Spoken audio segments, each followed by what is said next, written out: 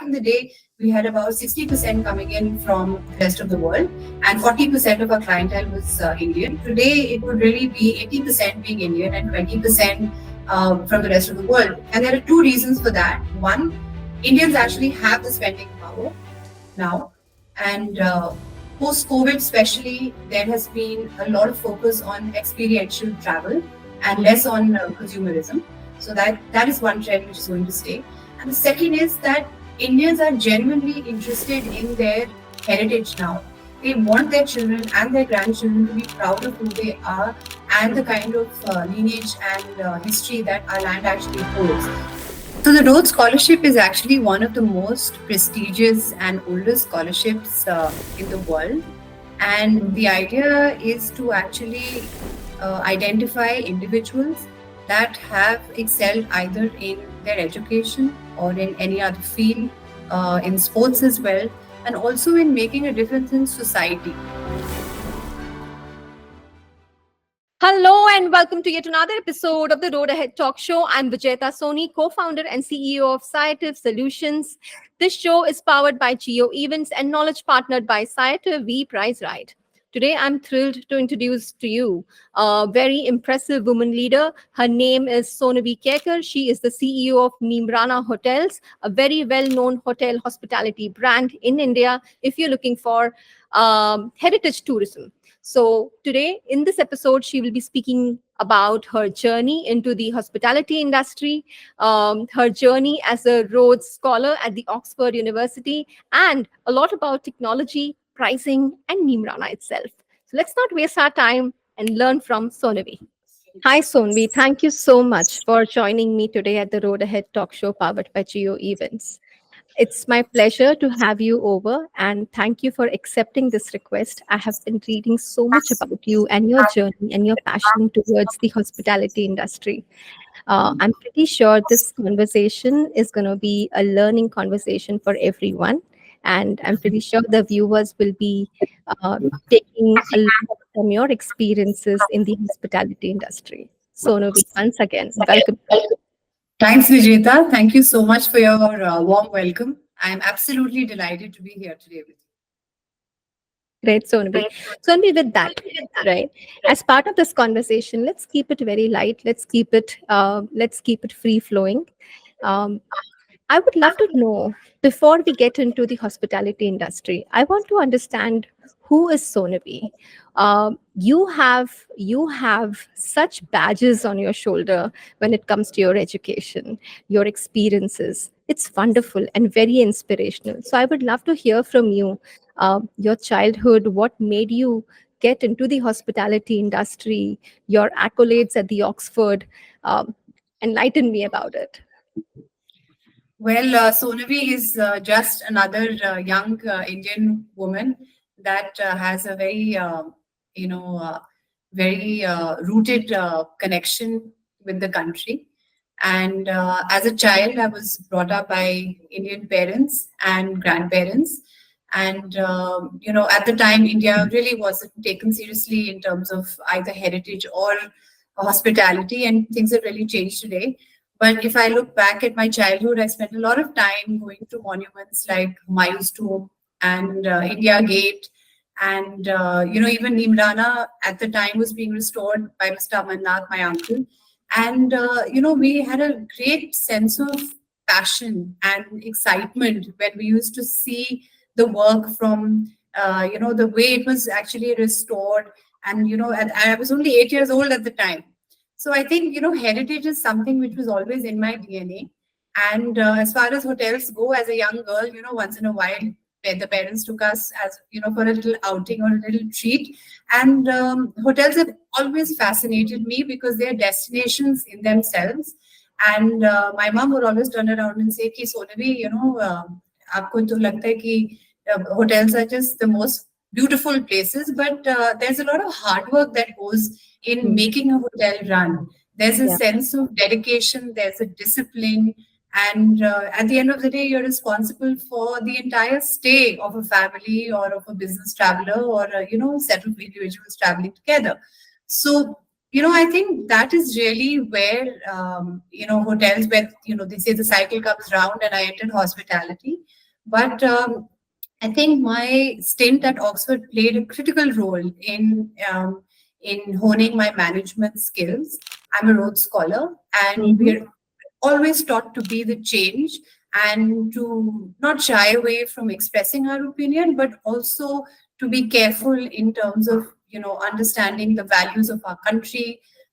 We were told very categorically that this is a scholarship where you have to come back to your country and contribute to your own country.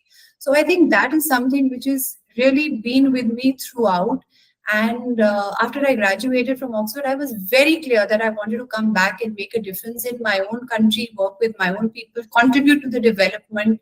And I think so far things have been wonderful. We have come a very, very long way. I worked for some time in Saroba Hotels as well, which was a great experience because I really understood the basics of hospitality, the functioning of different departments. It was a very, very hands-on, learning experience for me. And I traveled across the country to places that I had never been before. India is actually a very, very large country with a diverse culture wherever you go. I mean, things change every 100 to 200 kilometers. Actually, the dialect changes, the language changes. There's even the food.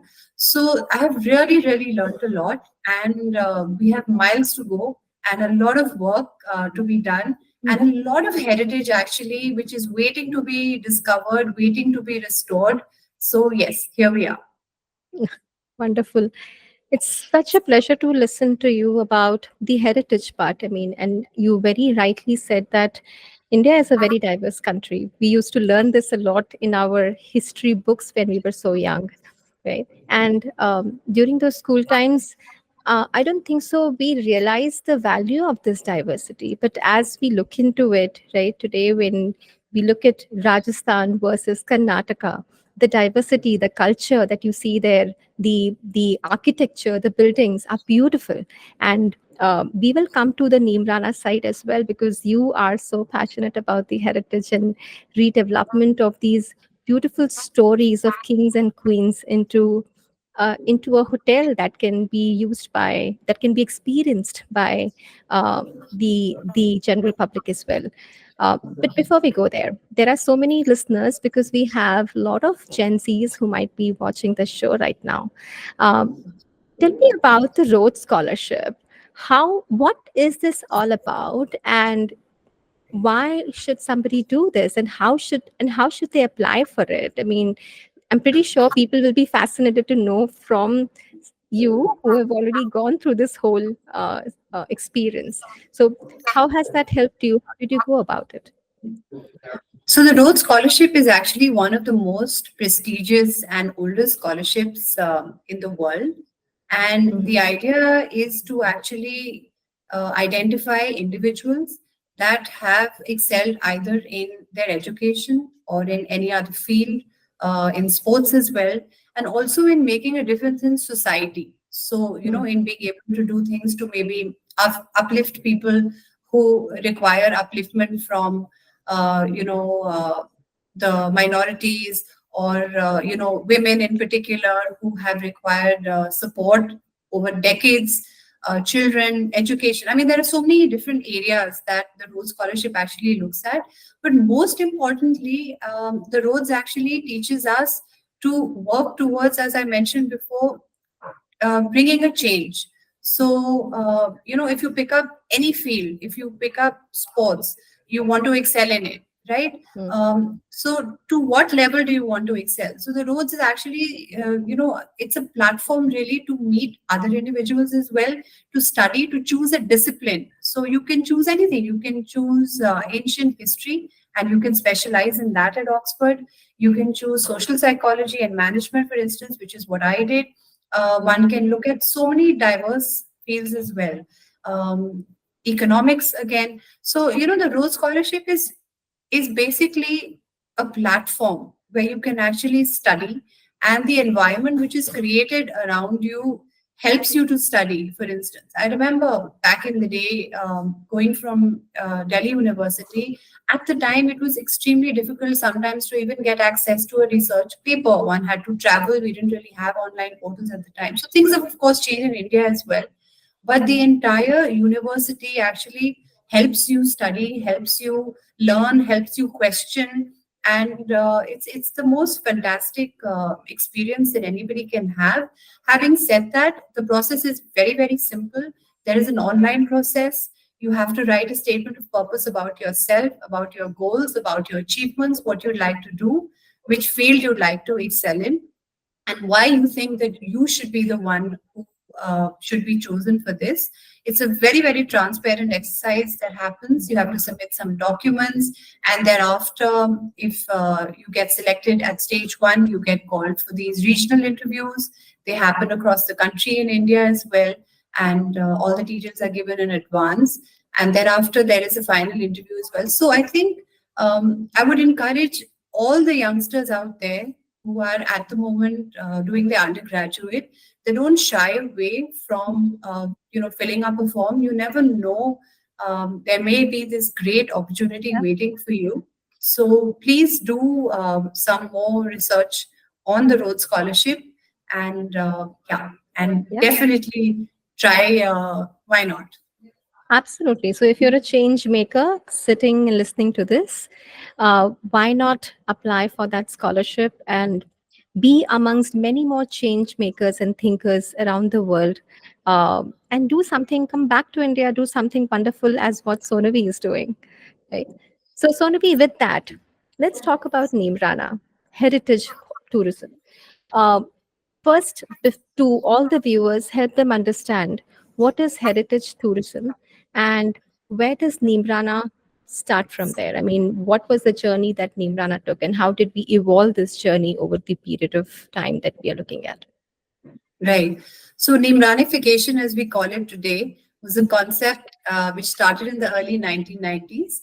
The idea, and we call ourselves non-hotel hotels. So the idea is to identify a heritage structure which has historical significance, and then to restore it to its past glory. It could be a small haveli in the middle of a village in Rajasthan. It could be a fort. It could be a palace. It could be somebody's ancestral home, which has only stayed within the family. But the idea is to actually open it to the world, and to ensure that you restore it in a manner where it matches with the architecture of its time. So if it dates back to the 14th century or the 15th century or the 16th century, one has to do a lot of research. And the entire restoration is actually done in-house by the Neemrana team led by Mr. Amarnath. And then we have our entire team actually. We don't do anything, we don't take any external help at all.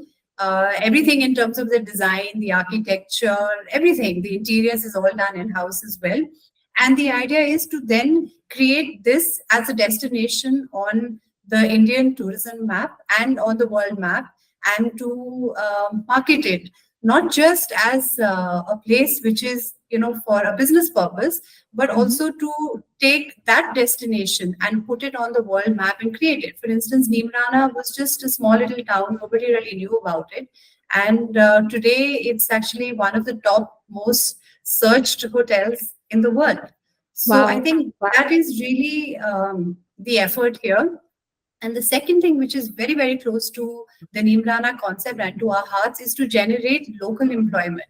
So the idea is not to create these beautiful heritage hotels and then to have somebody else come in and run them for you, but to empower the people who are from the neighboring area, neighboring village, from the state, from the region, to really be proud of the heritage. They undergo training programs as well. A lot of them actually back in the day had not even finished their school, so Neemrana had to really teach them basics of hospitality. But Mm. today we're very proud to say that people from the region, the youngsters, they're qualified, they want to learn, they have exposure both through social media and through the internet. And it's fantastic because somebody at Neemrana or even at Tijara, for instance, can Mm. actually walk to work and interact with people from 30 different countries, and go back to their family in the evening. So this is something so unique and fantastic. So that's really what the Neemrana concept is. So basically, if it's, I mean, correct me if I'm in the right, I mean, correct me if I'm wrong. If there is a person or a family who's having um, some heritage spaces with them, whether it could be their haveli or whether it could be their ancestral property somewhere, and it has a story to it. All they have to do is contact Neemrana, and then there might be certain reiki or some due diligence which might happen, and the Neemrana might adopt that property. Or, I mean, how will this work out? Well, we do have our own internal parameters as well. Mm-hmm. And of course, the property has to be feasible for us to get associated with it. But yes, we get proposals all the time. And some of these actually work out. We have the most beautiful property, for instance, in Goa, which is called Neemrana's Three Waters. It's in the middle of a sleepy village in South Goa called Betul, and it's really become a beautiful spot over the years because it really signifies authentic Goa. It's untouched, and Mm. it's a very, very peaceful spot. And this was also just a chance meeting with the owner, and today we have a very, very strong association with them as well. So Wonderful. there's, yeah, you never know what works out. Even the glass house on the Ganges, for instance, which is in Rishikesh, is a Mhm. beautiful spot. You can access the Ganga by climbing down 150 steps, and Wow. it's in the middle of a beautiful forest. And yes, so there are so many relationships actually that we have with, of course, some of the properties we work with the government as well. But yes, there are owners as well, and they've all been a part of the growth story. That's wonderful. So you took this term called non-hotel hotel. If you can elaborate on this a little bit more, because it's a very interesting concept. I have not read it anywhere, but it's an interesting concept which you picked up, and want to understand what is this all about. Non-hotel hotel. So, non-hotel hotel is actually, it was coined to signify that none of the properties which are today in Neemrana hotels really were built to be properties. So, modern day heritage hotels are actually conceptualized on paper, right? In terms of an Mm. architectural drawing, there's a back of house, there's a front of house, you have a separate area which will probably have your spa, your swimming pool, your recreational area. You may have banqueting as well. That is really what a standard hotel, if I may say, is. But Neemrana was, for instance, when it was discovered, it was a crumbling fort. There was no road, there was no electricity, there was absolutely nothing over there. And a lot of love and effort and decades of passion have gotten into creating what it is today. But in terms of facilities, for instance, a regular hotel will have service elevators, they will have guest elevators as well. So for us, because of the fact that we don't want to touch the original structure, we want to keep the original structure as it is, we've had to adapt those areas which already exist to see where it's possible to add a lift for the Mm. aged guests who are visiting, for a differently able guests as well, to make this more family friendly as well, and to welcome people from all across the world. So that's really the difference between a standard hotel and really a Nimrana non-hotel hotel. And earlier, if you see, forts were actually made to keep people out. And when at the time of war, whenever there were clashes, they were usually on fort on a height. They were on a hill. So the same forts today have been readapted to actually welcome people. So that's really where the non-hotel hotel stems from. Wow. And is this something which is a industry known term, or is it something which is coined by Neemrana? No, this was actually coined by our founder, Mr. Amarnath. Whoa, what a Yes, brand. yes. Amazing, amazing.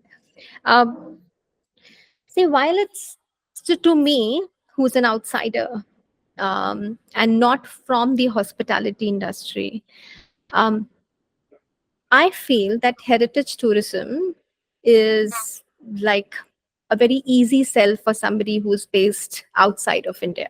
markets like United States, where for them heritage is more like 100 years old, but for us heritage is like 400, 500, 800-year old properties.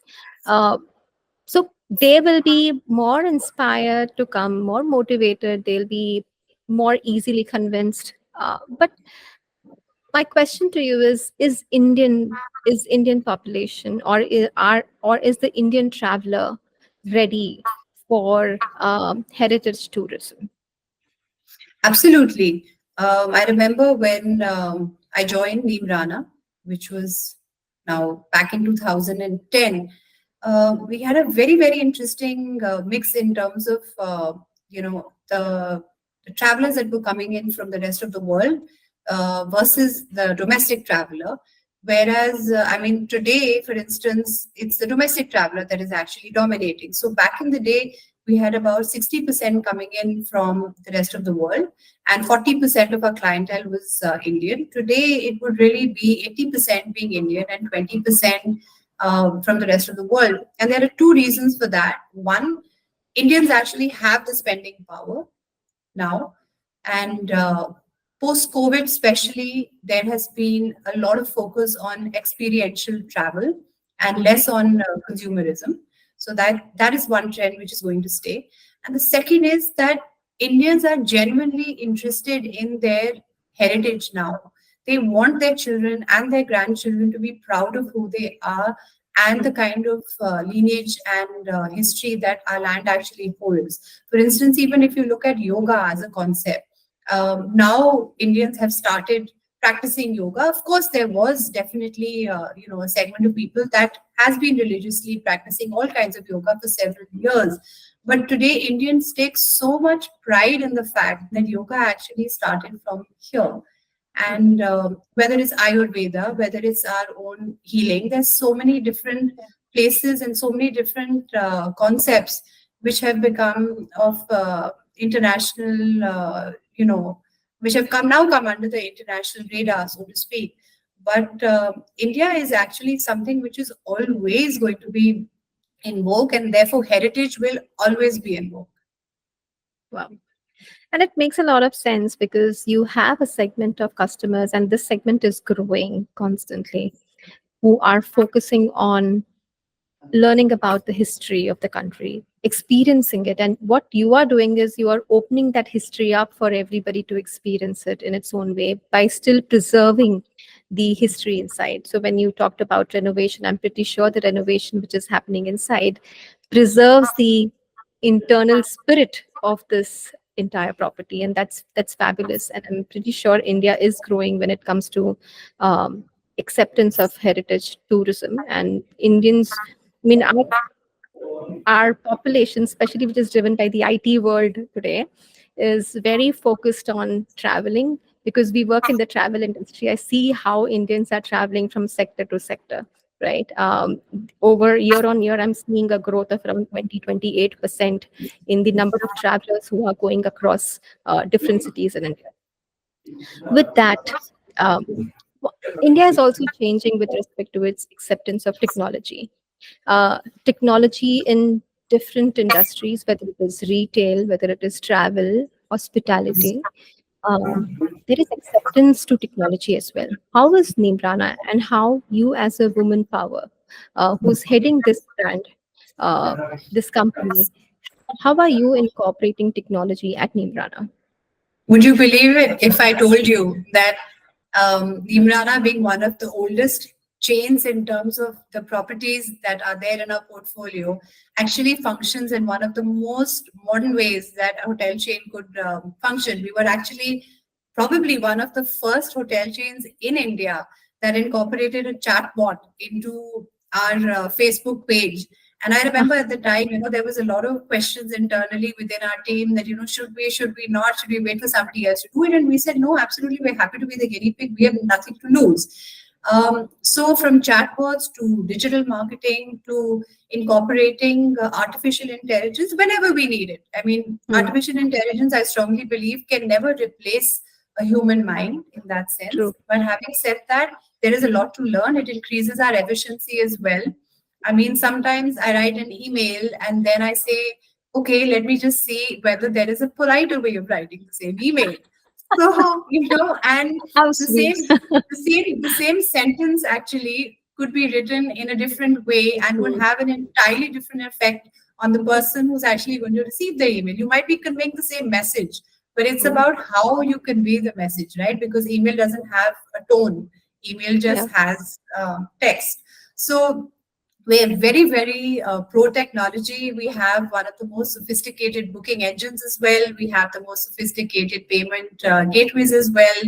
We are, as like you, very, very passionate about dynamic pricing as well. And we're very, very, I think we're not complacent.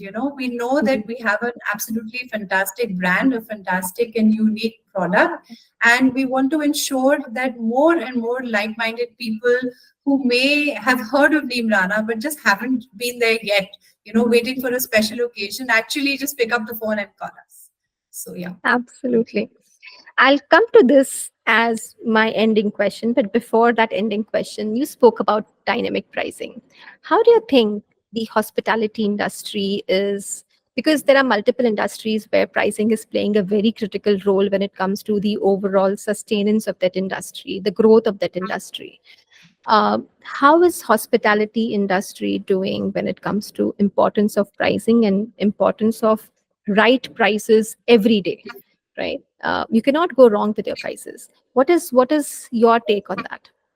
See, pricing is extremely important because at the end of the day, if a customer is looking at your hotel website and then looking at an OTA website, there has to be rate parity as well. If they're looking at competition hotels in the same vicinity or in the same region or maybe within 5 kilometers from you, they should have a sense of comfort. They may be willing to pay slightly more for a Neemrana property because they know that there are certain services and certain brand standards that will be delivered.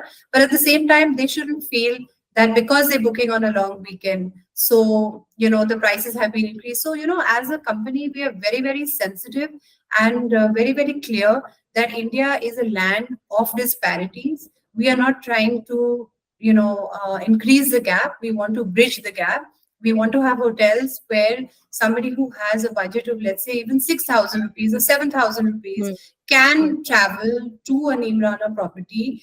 And at the same time, if there's somebody who's wanting to create a magical weekend for their family, maybe go overboard, create magical experiences, even, for our wedding hosts as well, we have opulent and royal weddings as well. But we want to cater to everyone. So we want Neemrana to, so that's really where pricing comes in. I mean, what is the message that Neemrana is conveying? The message is that we are welcoming people from all genders, all ages, all races, different price points, different budgets. We want you to come and experience an Neemrana property. How nice, and how nicely said that with pricing you're opening up doors towards different segments who can experience the heritage and who can experience the luxury that you're talking about. Great, awesome. And with that, I cannot leave this episode without talking about the picture behind you. And it's so beautiful. I mean, what property is that? Is that Neemrana Palace? That's no, well, that's actually Tijara Fort Palace, which we launched in 2016. It is located in Tijara, which is very, very close to Alwar. The district is Alwar in Rajasthan. And this is an absolutely magical property because when you reach here, there's just countryside views, and we have really worked hard to create an experience and a destination where people can actually spend a few days and just not want to go home. So I will encourage everyone to that's watching this episode to actually search for Tijara Fort Palace and to see the work that has gone in. It's a labor of love, and we absolutely look forward to welcoming our guests at Tijara. Now, that said, if people are searching for Tijara, give me two more properties which we should search for and which we should start looking out for. Well, I They're think your one of top them picks. One of them is, of course, Neemrana's Three Waters, which I mentioned earlier to you, which is in Mhm. Goa. And another one which has the most magical location in South India is the bungalow on the beach. So, yeah, I think Neemrana Fort Palace being the flagship, everyone knows about it. So that will always be very close to our hearts. But yes, I think I've named a few. Ah, we'll for sure do that. We'll look for that, and I'm pretty sure there are many people who have already started googling it. So, Sonali, with that, it was such a pleasure to meet you today, to speak with you today, and learn so much about you, your scholarship, your passion towards heritage tourism, your passion towards the hospitality industry as a whole, and making a change. You're a change maker. So, what a pleasure to have you over here. Thanks a lot, Sonavi. Thank you so much, Vijeta. It's been an absolute pleasure. What a wonderful episode with Sonavi. I was impressed, and I'm going to go right away, be looking for some of the properties that she mentioned about. But more than that, what a pleasure to speak with women leaders like her. So, if you want to see many more episodes with entrepreneurs with me, please subscribe and like to Road Ahead Talk Show. See you in the next show.